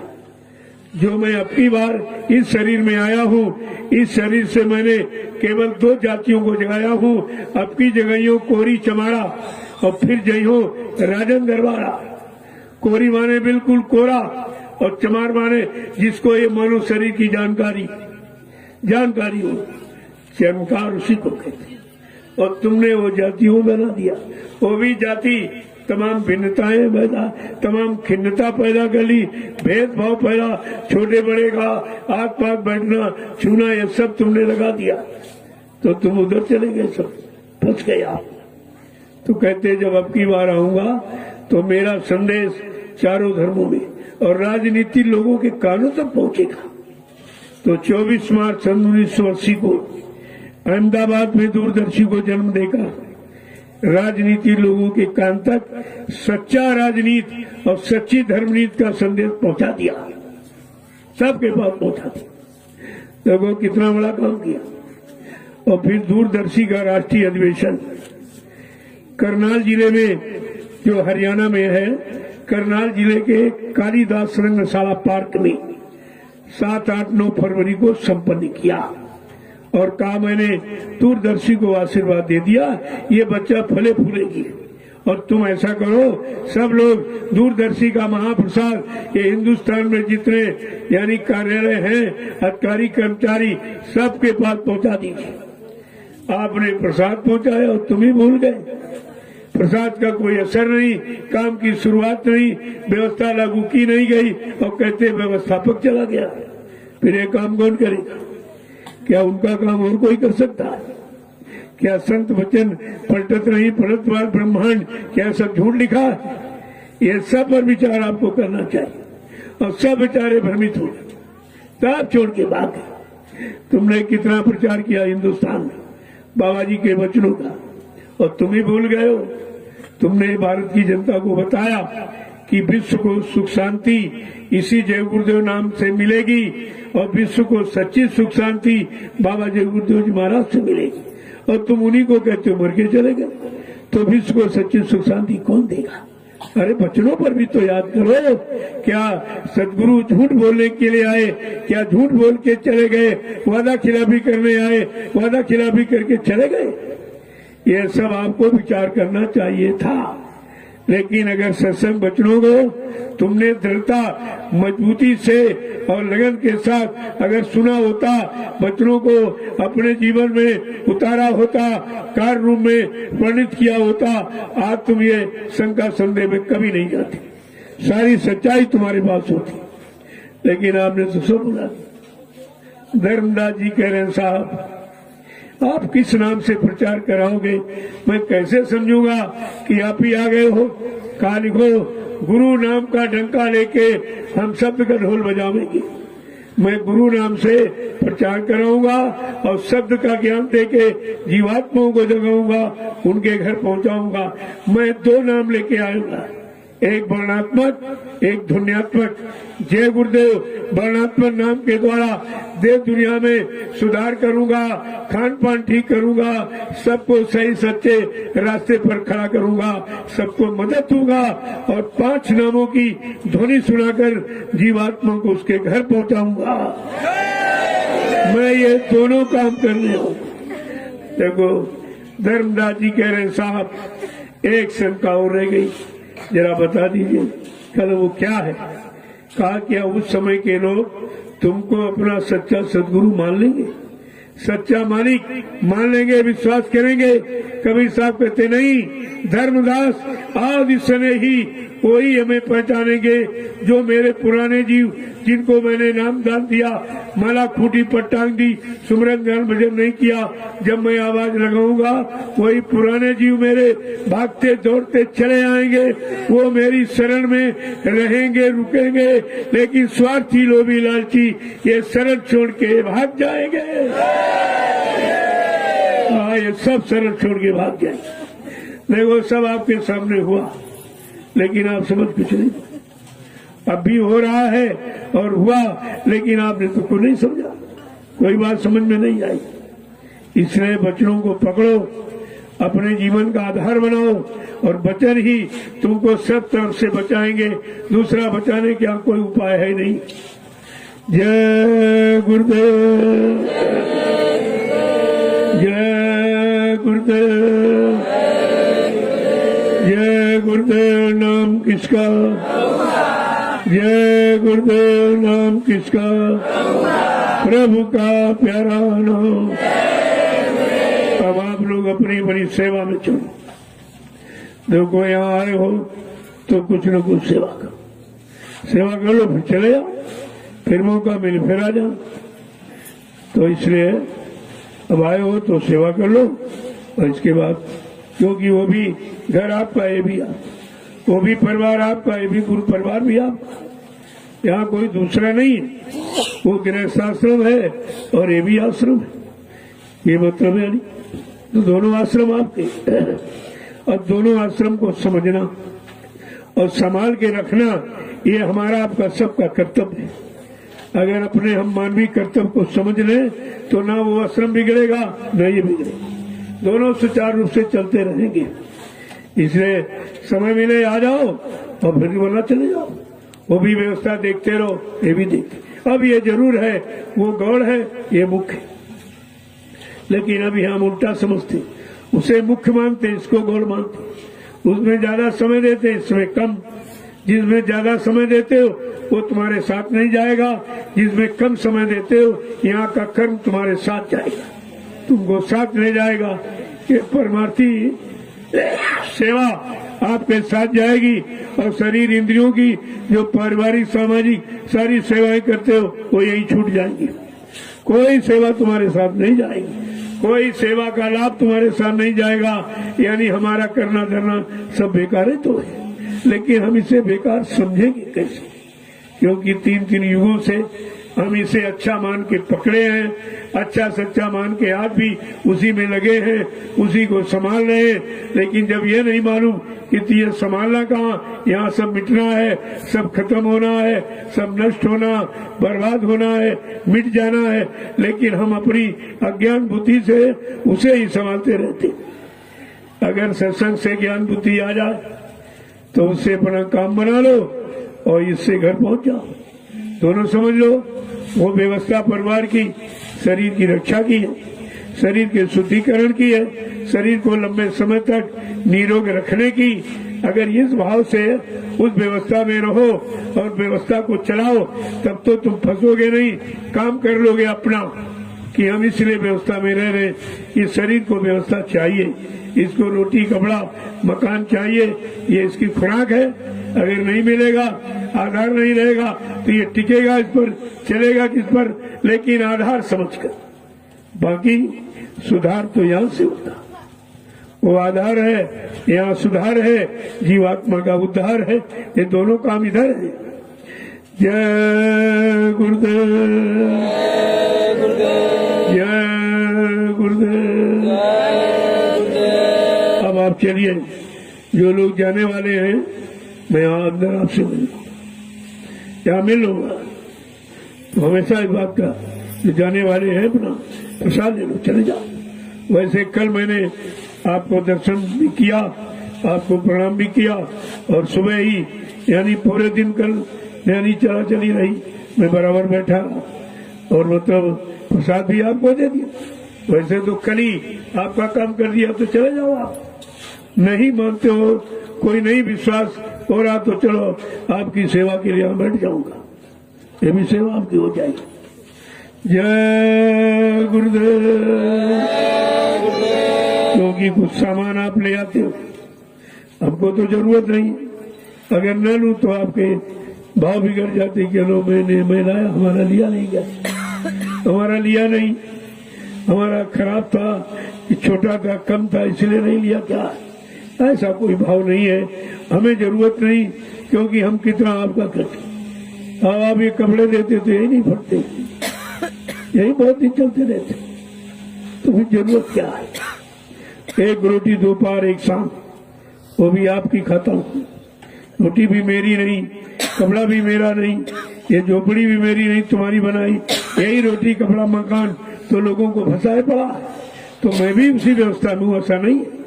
लेकिन वो व्यवस्था तुम्हारी व्यवस्था बनाने की है, अपनी व्यवस्था बनाने की नहीं।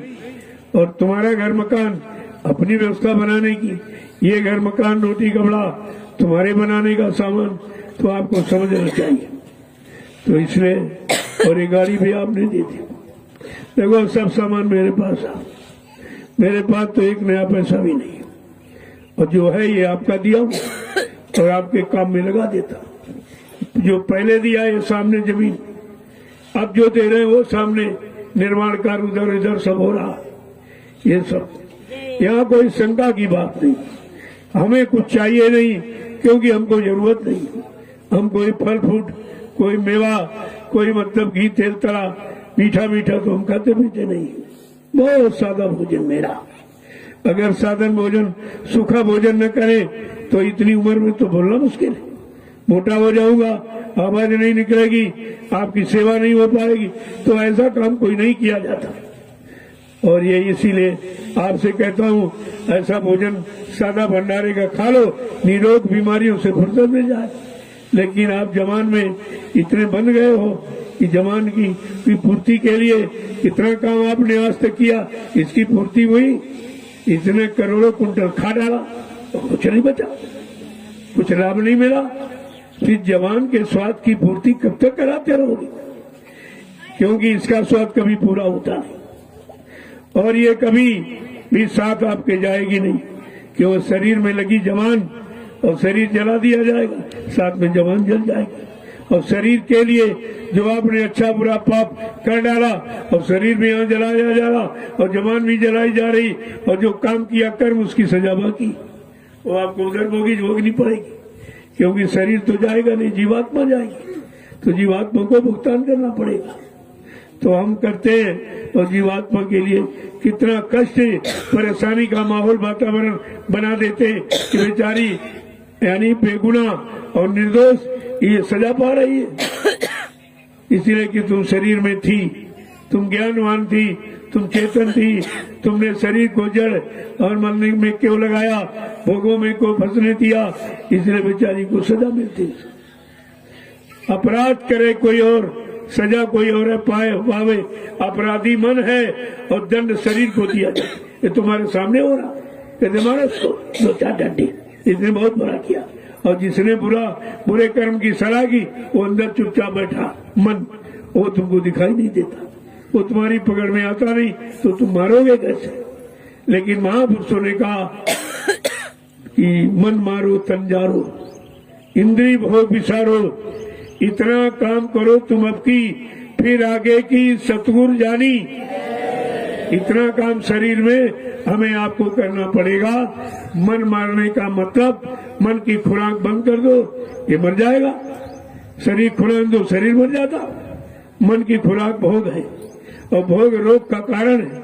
जब तक आप भोगी बने रहोगे, रोगी बने रहोगे, परेशान होते रहोगे, रोते धोते रहोगे, चिल्लाते रहोगे, अगर तुम योगी बन जाओ, वो भी नाम योगी, नाम के योगी, शरीर से नहीं, नाम के, नाम योग की साधना करके अपने घर चलने की तैयारी, ऐसे नाम योगी बन जाओ तो ये काम आपका सरल हो जाएगा।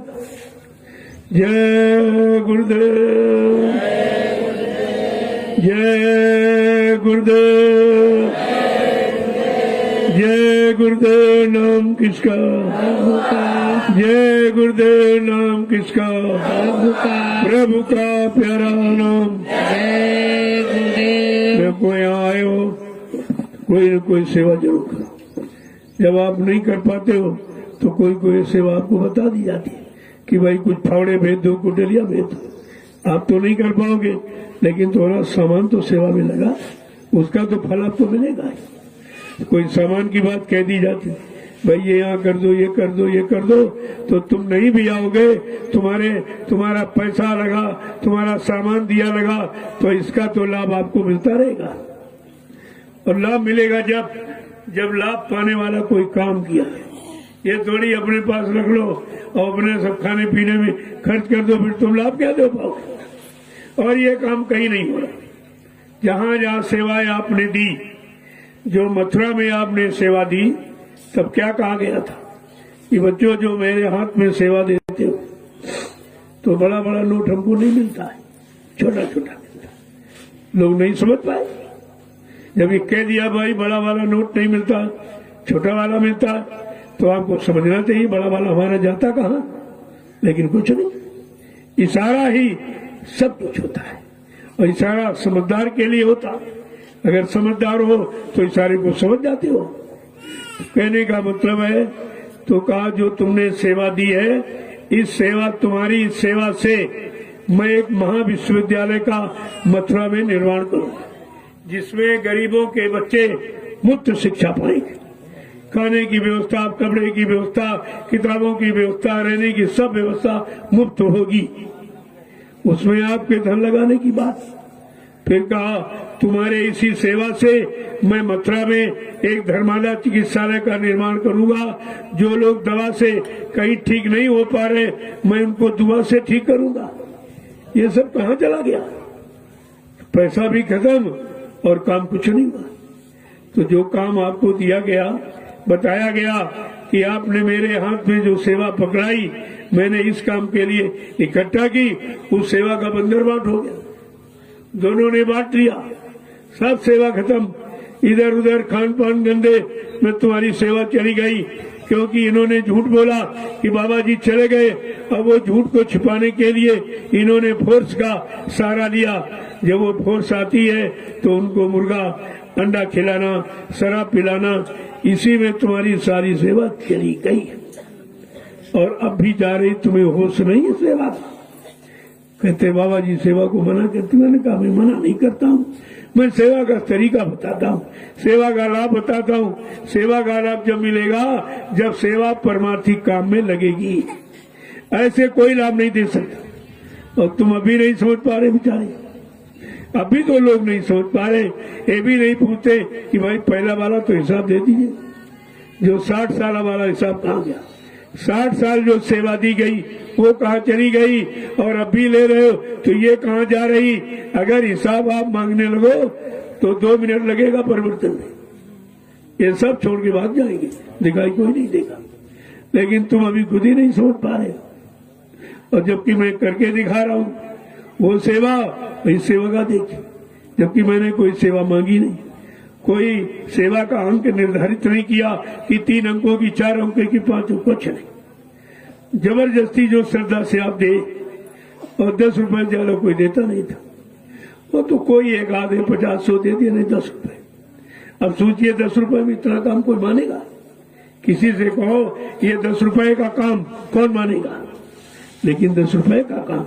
हाँ, बात यह है मानने की कि मैंने एक पाई तुम्हारी खर्च नहीं, कि मेरे पास कोई खर्च है नहीं, बीवी बच्चा कोई है नहीं कि जिसके लिए मैं संचय करूंगा, इकट्ठा करूंगा, तुमसे छिपाओ चोरी करूंगा, झूठ बोलूंगा।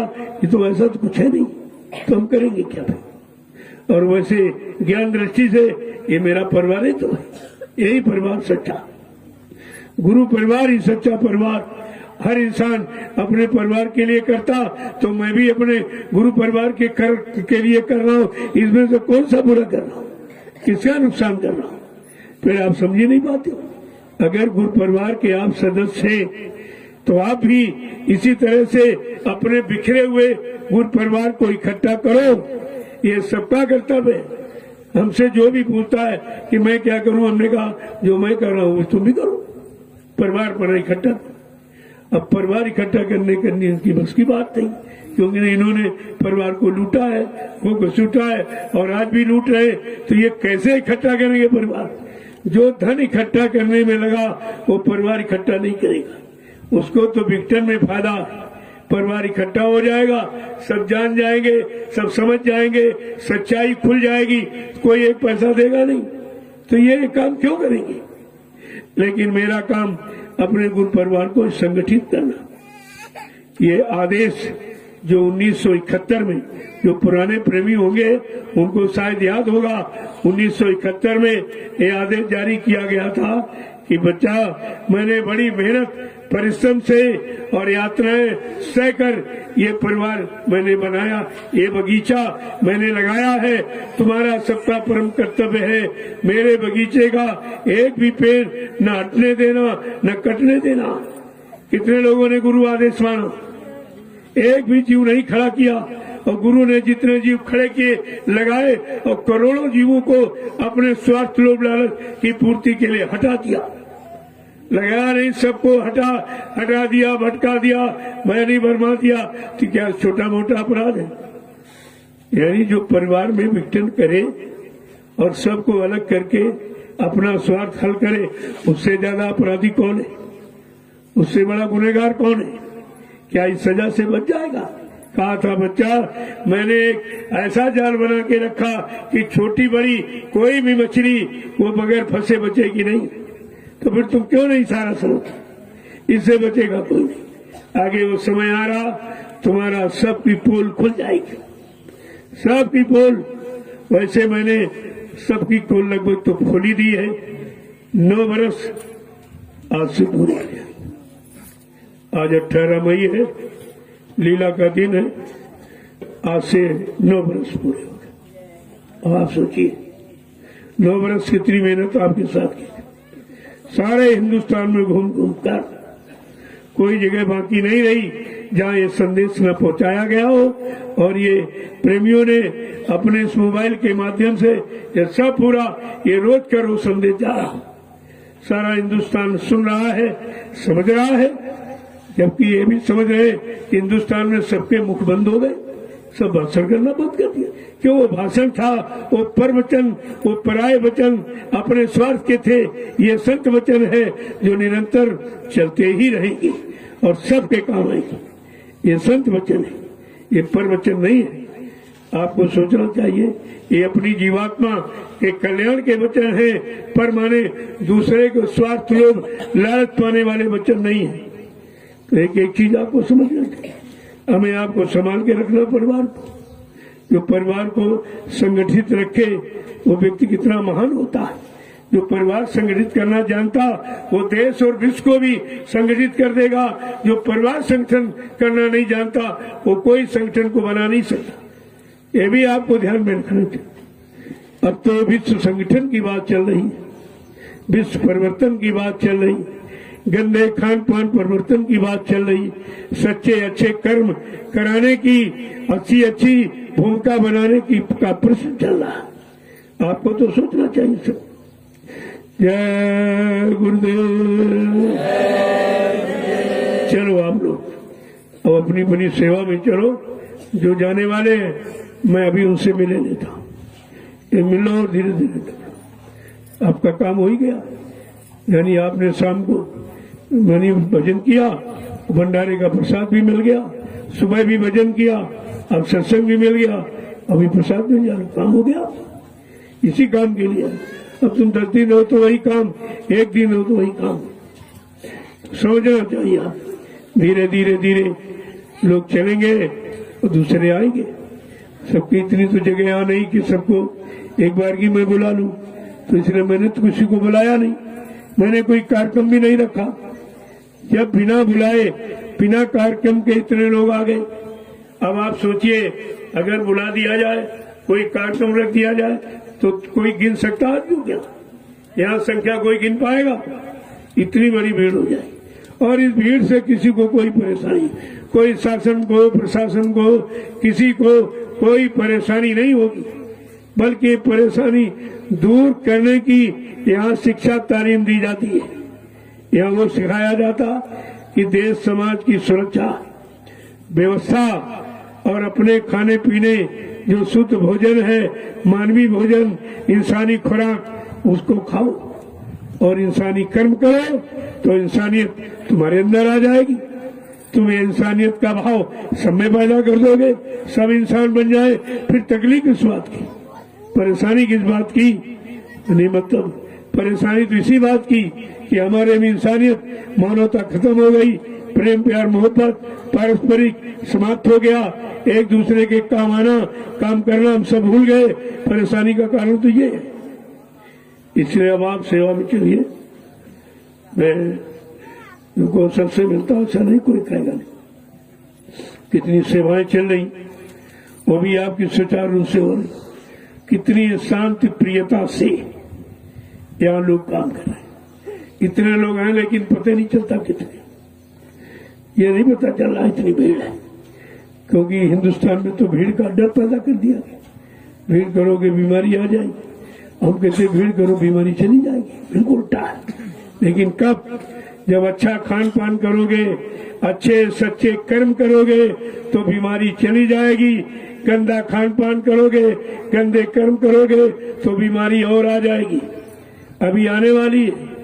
वो तो पहले आपको बता दिया गया था कि बड़ी बड़ी बीमारियां होंगी, एक की दवा 100 में न मिलेगी, दवा इतनी महंगी हो जाएगी, अन्य और दवाओं की कमी पड़ेगी, पेड़ों की पत्ती तुम्हें ढूंढे न मिलेगी, ऐसा आएगा तेरे कर्मों का नजारा।